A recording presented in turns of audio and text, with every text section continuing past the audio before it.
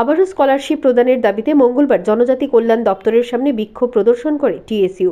এরপর সেখান থেকে এক প্রতিনিধি দল গিয়ে দপ্তরের অধিকর্তার সঙ্গে ৩ দফা দাবি নিয়ে ডেপুটেশনে মিলিত হয়। তাদের দাবিগুলো হলো, গত বছর বৃত্তি পেতে দেরি হওয়ায় অনেক বিএড পড়ুয়ারা এই বছরের বৃত্তির জন্য আবেদনপত্র পূরণ করতে পারেনি, তাতে শিক্ষার্থীদের মধ্যে ক্ষোভের সৃষ্টি হয়েছে। তাই তাদের জন্য বিকল্প ব্যবস্থা করার দাবি জানায় সংগঠন। পাশাপাশি রাজ্য জুড়ে সমস্ত এসটি হোস্টেলে হোস্টেল সুপারিনটেন্ডেন্ট এবং নাইট গার্ড পদে নিয়োগ করতে হবে। অতি সত্বর শিক্ষার্থীদের স্কলারশিপ প্রদানের ব্যবস্থা করা হোক। দাবি পূরণ না হলে আগামী দিনে ধর্নায় বসবেন বলে হুঁশিয়ারি দেন ছাত্রছাত্রীরা।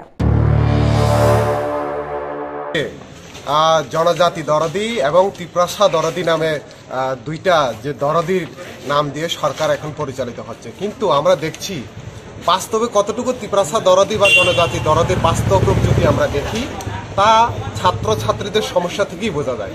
বিশেষ করে আমরা শিডিউল ট্রাইবের যারা ত্রিপ্রাসা ছাত্রছাত্রীরা রয়েছে, প্রতিনিয়ত একদিন না একদিন নতুন নতুন সমস্যার সম্মুখীন হচ্ছে বর্তমানে এই সরকারের সময়। আমরা কি দেখতে পেলাম, স্কলারশিপের এত দীর্ঘদিনের সমস্যা আজকে এত মাস হয়ে গেল, সেই সমস্যা নিয়ে এখনো সেই সমস্যা সমাধান হচ্ছে না। কথা দিচ্ছে, ডেপুটেশন দিচ্ছি, মিলিত হচ্ছে, কিন্তু সমস্যার কোনো সমাধান নেই। আজকে আমরা দেখতে পেলাম প্রচুর এরকম বিএড পড়ুয়া ছাত্রছাত্রীরা রয়েছে যারা বিগত বছরে স্কলারশিপ পাওয়ার ক্ষেত্রে ডিলের হওয়ার কারণে তারা স্কলারশিপ ফর্ম ফিল আপ করতে পারেনি। নভেম্বরের মাসের ভিতরেই স্কলারশিপের যে পোর্টাল ছিল সেটা অফ করে দেওয়া হয়েছে।